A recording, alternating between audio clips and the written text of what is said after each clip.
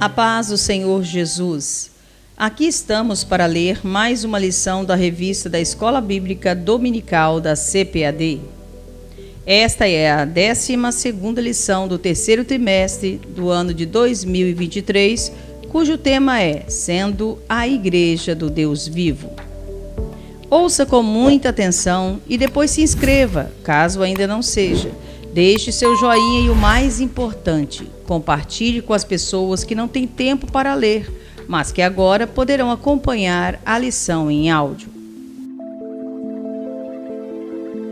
12ª lição, Sendo a Igreja do Deus Vivo.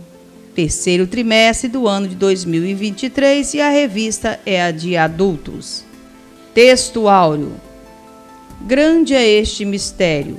Digo, porém, a respeito de Cristo e da Igreja. Efésios capítulo 5, versículo 32. Verdade prática. A noiva de Cristo não pode ser mundana, pois ela é a guardiã da verdade revelada e suas vestes devem se manter imaculadas para as bodas do Cordeiro. Leitura bíblica em classe. Está baseada em 1 Timóteo capítulo 3, versículos 14 a 16, Efésios capítulo 5, versículos 25 a 27 e também o versículo 32. 1 Timóteo capítulo 3, versículos 14 ao 16. Escrevo-te estas coisas, esperando ir ver-te bem depressa, mas se tardar, para que saibas como convém andar na casa de Deus, que é a igreja do Deus vivo, a coluna e firmeza da verdade.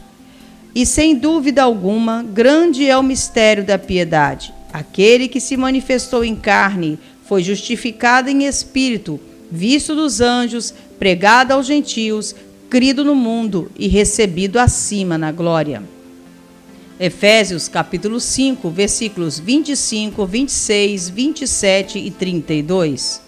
Vós, maridos, amai vossa mulher, como também Cristo amou a igreja e a si mesmo se entregou por ela, para a santificar, purificando-a com a lavagem da água pela palavra, para apresentar a si mesmo igreja gloriosa, sem mácula, nem ruga, nem coisa semelhante, mas santa e irrepreensível.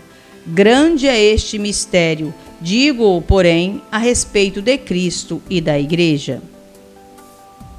Introdução.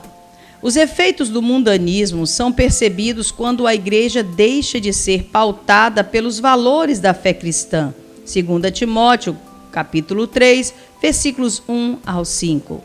Infelizmente, ela não está imune às influências nocivas da sociedade. 2 Pedro, capítulo 2, versículo 1. Nesta oportunidade, vamos abordar a natureza da igreja, seu relacionamento com Cristo e as armas que impedem a mundanização da igreja local. A proposta é chamar a atenção para o papel da igreja do Deus vivo como coluna e firmeza da verdade. 1 Timóteo, capítulo 3, versículo 15. Primeiro tópico: a natureza da igreja do Deus vivo. Primeiro subtópico: a casa do Deus vivo. Paulo orienta Timóteo a como andar na casa de Deus, que é a igreja do Deus vivo. 1 Timóteo, capítulo 3, versículo 15a. A expressão casa de Deus foi emprestada do Antigo Testamento, onde o termo frequente é a casa do Senhor.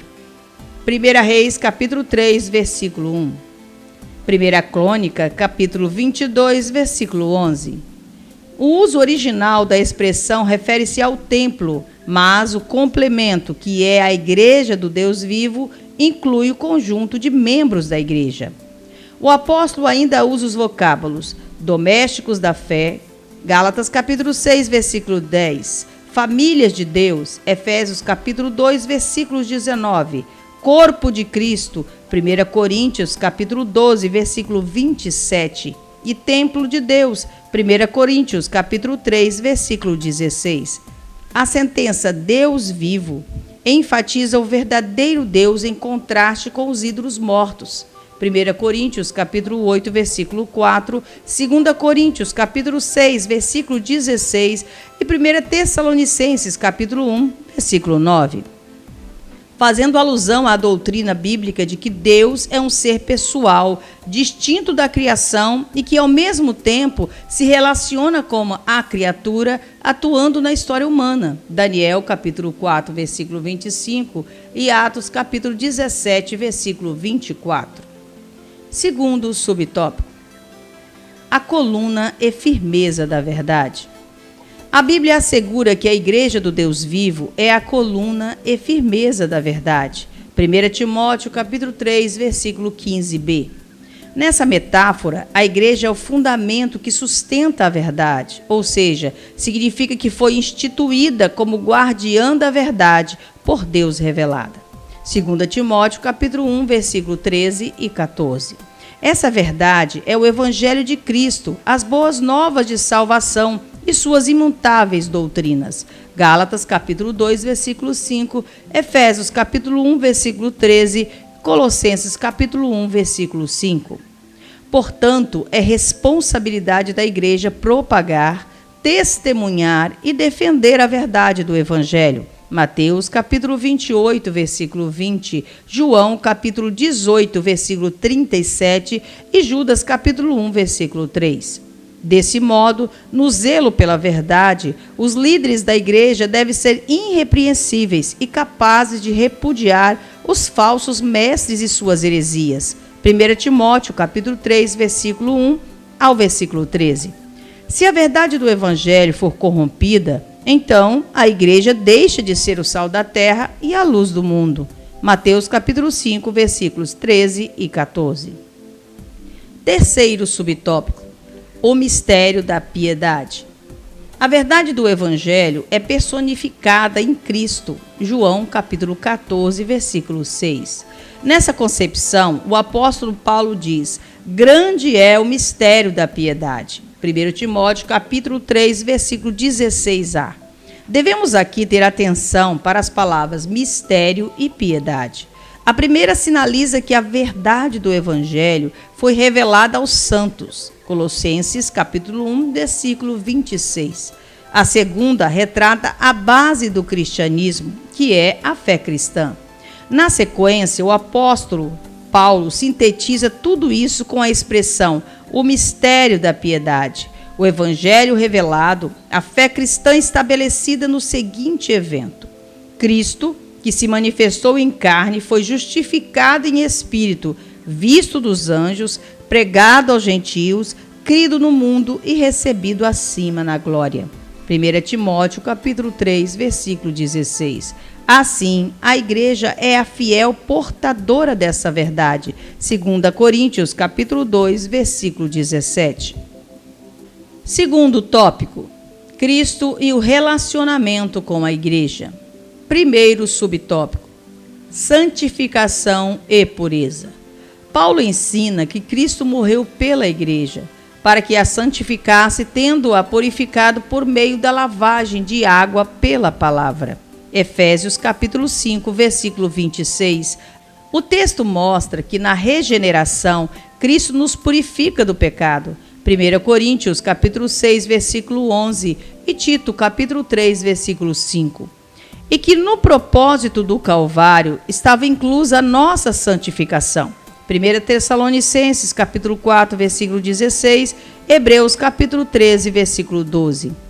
A expressão a lavagem da água é usada de forma figurada, simboliza a palavra de Deus que opera uma limpeza espiritual. João, capítulo 15, versículo 3. Nesse sentido, Cristo orou: santifica-os na verdade, a tua palavra é a verdade. João, capítulo 17, versículo 17. Ora, sabemos que a santificação é o ato de separar-se do pecado e preparar-se para a volta do Senhor. 1 Pedro, capítulo 1, versículo 15. E Hebreus, capítulo 12, versículo 14. Esse processo é contínuo até a glorificação final no dia de Cristo. Romanos, capítulo 6, versículo 22 e 8, versículo 30. E Filipenses, capítulo 3, versículo 21. Segundo subtópico: gloriosa e irrepreensível. A santificação tem como alvo preparar uma igreja gloriosa, sem mácula, nem ruga, nem coisa semelhante, mas santa e irrepreensível. Efésios capítulo 5, versículo 27. A Escritura compara a relação de Cristo com a igreja com a do marido com a esposa. 1 Coríntios capítulo 11, versículo 2. Assim, a igreja é a noiva de Cristo que se prepara para a festa nupcial. Apocalipse capítulo 21, versículos 2 e 9. Durante essa espera, por meio do Espírito Santo, Cristo a santifica para apresentá-la a si mesmo totalmente pura. 2 Tessalonicenses capítulo 2, versículo 13. A ausência de mácula e de ruga significa sem mancha alguma de ordem moral ou espiritual. Vestida neste grau de pureza, somente a igreja santa e imaculada terá acesso à ceia das bodas do Cordeiro. Apocalipse capítulo 19, versículos 7 a 9. Acerca disso, Cristo advertiu não ser possível entrar nas bodas sem a devida veste nupcial. Mateus capítulo 22, versículo 11 ao 13. Terceiro tópico: as armas da Igreja do Deus vivo. Primeiro subtópico: o zelo pela verdade. Enfatizamos que a verdade bíblica é absoluta e imutável. Lucas capítulo 21, versículo 33, João capítulo 17, versículo 17. Ou seja, o Evangelho de Cristo é a única verdade. João capítulo 14, versículo 6. Neste caso, a igreja é a fiel depositária dessa verdade. 1 Timóteo capítulo 3, versículo 15. E por isso, os salvos em Cristo são despenseiros da mensagem da redenção. 1 Pedro capítulo 4, versículo 10. Para ilustrar essa responsabilidade, devemos em conta o uso que Jesus fez de símbolos que remontam à responsabilidade espiritual. Os dois servos, Mateus, capítulo 24, versículos 45 a 51. Os talentos, Mateus 25, versículo 14 a 30. O servo vigilante, Lucas, capítulo 12, versículos 35 a 38. O mordomo infiel, Lucas, capítulo 16, versículos de 1 a 13. E as 10 minas, Lucas, capítulo 19, versículos 12 a 26. Todas essas parábolas trazem a imagem da responsabilidade que cada salvo deve ter enquanto espera o Senhor da igreja voltar. Esse compromisso é inegociável, pois espera-se que o salvo cumpra com o seu dever com a irrestrita lealdade. Assim, a igreja deve zelar pela verdade das Escrituras, viver e propagar a mensagem bíblica com fidelidade. 2 Timóteo, capítulo 4, versículo 2. Segundo subtópico: o ensino da verdade. Deus constituiu líderes para o aperfeiçoamento e edificação da igreja. Efésios capítulo 4, versículos 11 e 12. Portanto, o líder deve estar apto para ensinar. 1 Timóteo capítulo 3, versículo 2. Isso refere-se à capacidade de compreender as Escrituras, defender a ortodoxia e refutar as heresias. Tito capítulo 1, versículo 9. Desse modo, um líder vocacionado não cede ao liberalismo teológico, ecumenismo e sincretismo religioso. 1 Coríntios, capítulo 2, versículo 17, 2 Timóteo, capítulo 4, versículos 3 e 4. Logo, a verdade bíblica deve ocupar a primazia na igreja. 1 Timóteo, capítulo 4, versículo 13, 2 Timóteo, capítulo 2, versículo 15. Não por acaso, na tese 54, Lutero ensinou que ofendemos a palavra de Deus quando no sermão não há tempo para o estudo da Bíblia, ou seja, quando a exposição da Bíblia não é o cerne da pregação. Não ensinar as Escrituras, relativizar suas doutrinas ou fazer concessões ao pecado equivale a fazer a igreja refém do mundanismo. Portanto, somente a verdade de Deus é capaz de libertar o pecador. João, capítulo 8, versículo 32. Conclusão. Diante dos ataques de desconstrução da fé, a Igreja do Deus Vivo precisa ser vigilante. 1 Coríntios capítulo 16, versículo 13. Ela é a guardiã da única verdade que liberta. João capítulo 8, versículo 36. A mensagem da cruz não pode ser ressignificada. Cristo morreu e ressuscitou por amor à Igreja e a requer santa, pura e irrepreensível. Efésios capítulo 5, versículo 27. Portanto, a noiva de Cristo não pode macular suas vestes. Seu papel abarca o ensino e a defesa com todo o zelo da integridade da verdade revelada. 1 Timóteo capítulo 4, versículo 16.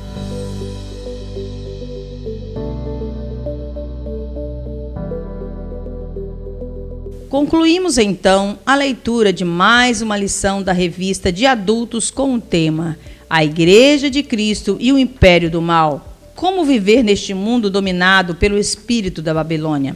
Espero que tenha entendido os objetivos dessa lição, que são explicar a natureza da Igreja do Deus Vivo, enfatizar o relacionamento de Cristo com a Igreja por meio da santificação e elencar as armas da Igreja do Deus Vivo.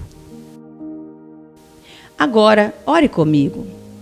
Pai, eu oro para que, com a sua ajuda, eu consiga ser e permanecer sendo parte deste povo que o Senhor formou para lhe dar louvor. Oro no nome do teu Filho Jesus Cristo. Amém. Fique com Deus e a paz do Senhor Jesus.